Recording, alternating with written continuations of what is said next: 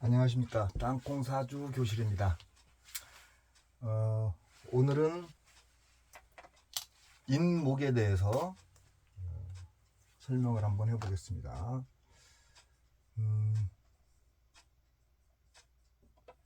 자, 인목 속에 지장간에는 무엇이 있냐라고 보니까 무,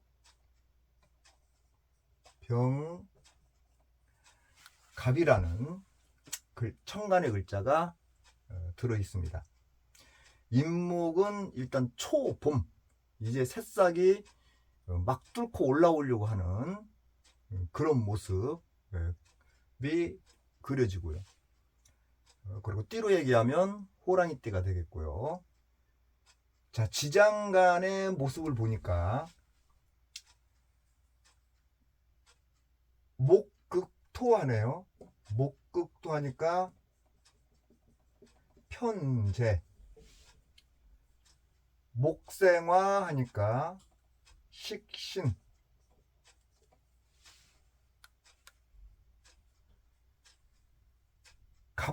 인목의 간목이니까 비견. 뭐 음양이 같으니까, 음양이 다르니까 이제 이렇게 얘기 안 하셔도 아시겠죠? 자, 그래서 이 편재의 모습과 식신의 모습과 비견의 모습이 저 인 속에 들어있다는 얘기입니다. 그래서 편재는 어쨌든 돌고 도는 돈, 안정적으로 가만히 있지 않는 돈. 그래서 뭐 투기, 도박, 이런 거에 또 이게 다른 말로 여자이기 때문에 이런 곳에 빠질 수 있는 가능성이 있습니다. 어느 때 천간에 무토라는 글자가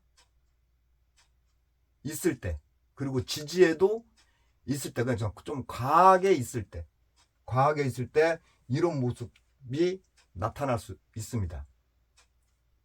그래서 이제 그 편재는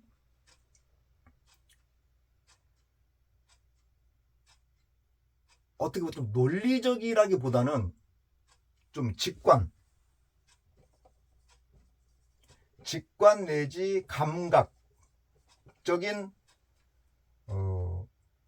생각으로 결정하는, 그래서 좀 급합니다. 결과 추구를 빨리 하는 쪽이 편재입니다. 그래서 이 인목 속에 있으니까 이 인목이 그러한 마음이 있다라는 얘기겠죠. 자, 그 다음에 식신을 보면은, 식신은 일단 먹기 위해서 열심히 일한다.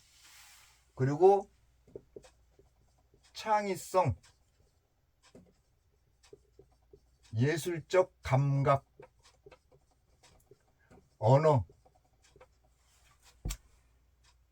이런 것들이 발달되어 있는 것이 식신입니다. 근데 이 인목이 이렇게 가지고 있기 때문에 기본적으로 바꿀머 죽을 일은 없다라고 생각이 드네요. 지장간에 딱 품고 있기 때문에. 그 다음에 비견을 보면은, 이거는 간목이니까 비견은 주체성, 고집, 뭐 또 다른 말로 얘기하면 또 너무 심하면 대립, 이렇게. 그래서 비견은 본인의 주체성이 강해서 본인이 옳다라고 생각하면 물러나지 않고 끝까지 고집 부리면서 밀고 가려고 하는 에너지가 강한 게 비견입니다. 그래서 인목을 놓고 봤을 때 어떻게 보면 강한 에너지를 가지고 있는 그런 모습으로 일단 그려지고 있습니다. 자, 그러면 여기서 우리 이제 보통 공부할 때, 자, 목극토해서 편제다. 목생화해서 식신이다. 같은 목이니 비견이다. 이렇게 공부를 하잖아요. 그리고 그렇게 해왔고요.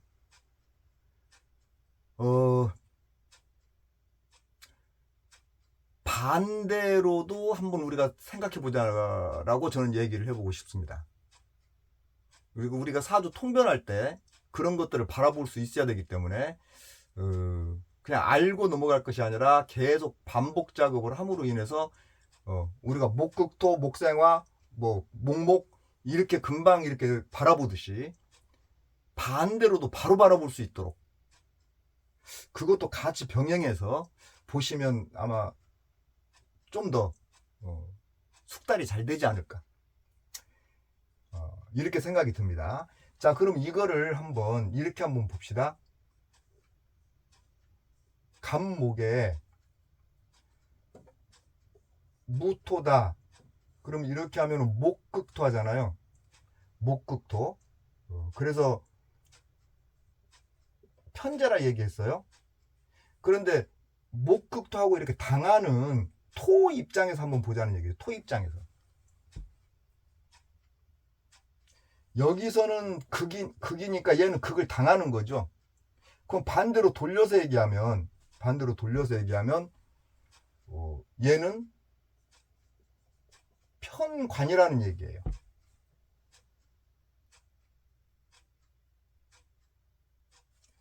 목극토 하니까 얘는 당하는 입장이기 때문에 얘 입장에서는 편관이 된다는 얘기죠. 그 다음에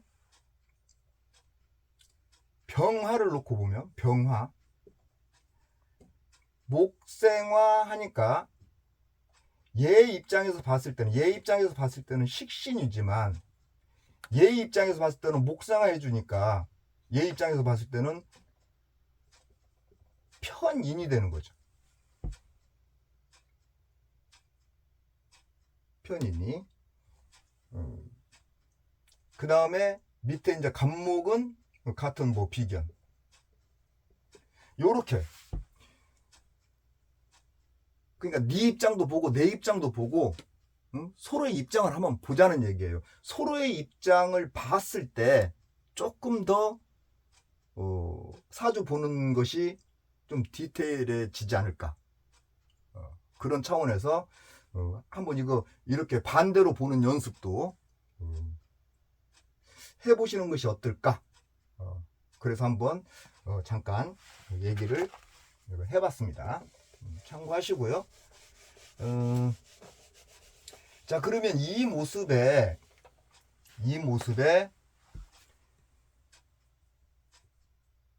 갑목을 이렇게 놓고 밑에다가 이렇게 놓으면 갑인 일주가 되겠죠. 갑인. 그랬을 때, 자, 갑인의 모습은 같은 목이니까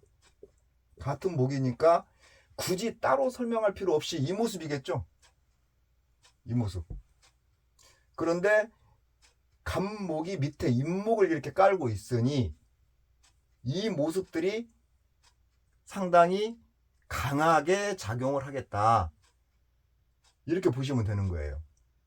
그러면 기본적으로 고집은 상당히 셀 것이고 또한 추진력 또한 대단할 것이고 자기 나름대로 어떤 생각을 했을 때 결정이 나면 밀고 나가는 힘이 강할 것이다. 그런데 거기에 누군가가 태클을 걸고 들어오면 전혀 말을 듣지 않고 자기의 주장대로 행동으로 옮기면서 갈 것이다. 이렇게 보여지는 것이 갑인입니다. 근데 무모하게 막 가지는 않아요. 왜냐하면 지장간에 식신이 있기 때문에 생각을 깊숙이 많이 하고 최종적인 결론이 나기 때문에 그때는 남의 말을 듣지 않는다는 얘기죠. 그래서 거의 갑인은 사업가 기질을 가지고 있고 좀 리더자의 역할을 하고 있기 때문에 대인관계에 있어서 자기 주장만 조금 내려놓는다면 사회생활 하는데 상당히 좋지 않을까라는 생각을 합니다. 그래서 혹시 갑인일주를 가지고 있는 분들은 그 부분을 조금 참고하시는 것이 좋겠습니다. 자, 그래서 갑인일주의 어떤 직업적 특성을 보게 되면은 일단 활동성, 좀 움직이는 게 좋아요. 움직이는 게 밖으로 활동을 하면서 무엇인가를 해나가는 사업가, 그 다음에 교육자, 그 다음에 부동산, 금융, 무역, 교육했죠? 무역, 뭐 외국어 전공해서 외국과의 관련된 직업을 가져도 좋다, 이렇게 얘기할 수 있습니다. 그래서 직업은 이 정도의 직업 정도 가지면 적성에 잘 맞지 않겠나, 이 갑인 같은 경우, 이렇게 생각이 들고요.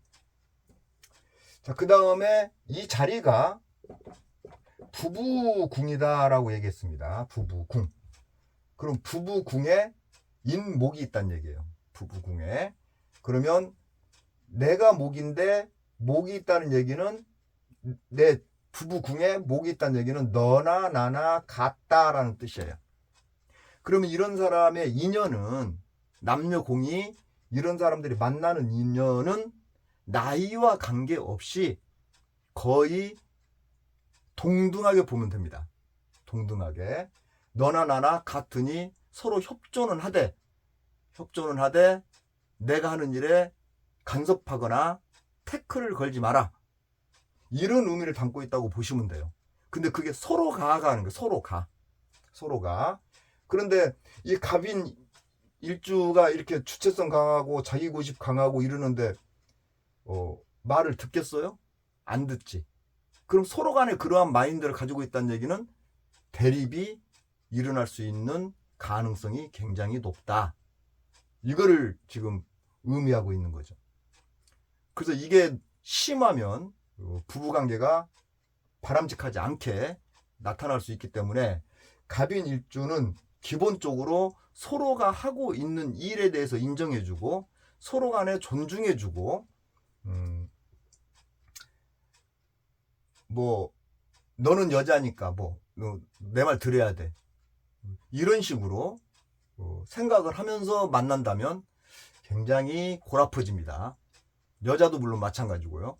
그래서 이 갑인은 기본적으로 여자 남자를 만날 때 너와 나는 만나되 친구 같은 관계니 서로 친구처럼 지내면서 서로 각자의 일에 태클 걸지 않는 쪽으로, 자유분방한 쪽으로 그렇게 하면서 간다 그러면 서로가 좋지 않겠냐, 취미생활도 기왕이면 같이 맞추면 좋지 않겠냐, 이렇게 서로 타협을 해서 뭔가 딱 결정을 해놓고 시작을 한다면 무난하게 재미있게 잘 갈 수 있겠죠.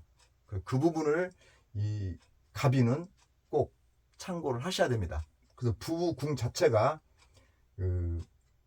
한쪽으로 이렇게 딱 결정되는 것이 아니라 동등한 입장이라는 이것 때문에 만나는 사람도 대체적으로 그런 사람을 만나니까, 그런 사람을 만나서 내가 꺾으려고 하고 내 뜻 받아주식으로 가버리면은 안 된다는 얘기죠.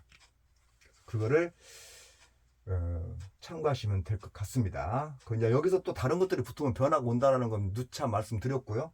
어쨌든 갑인의 모습은 이러한 모습이다. 그렇게 아시고 머리에 안착을 시키십시오. 그냥 들어갔다 나왔다 하지 않게끔 딱. 지금 찍고 있는 유튜브도 굉장히 길다고 하시는 분도 있어요. 굉장히 짧게 하려고 하는데도 불구하고, 그래서 더 짧게 하려고 애를 쓰다 보니까 그냥 단순 명료하게 그냥 마무리를 짓는 걸로 앞으로 그렇게 해 나가려고 지금 하고 있습니다. 그래서 다음 시간에 또 찾아뵙겠습니다. 고맙습니다.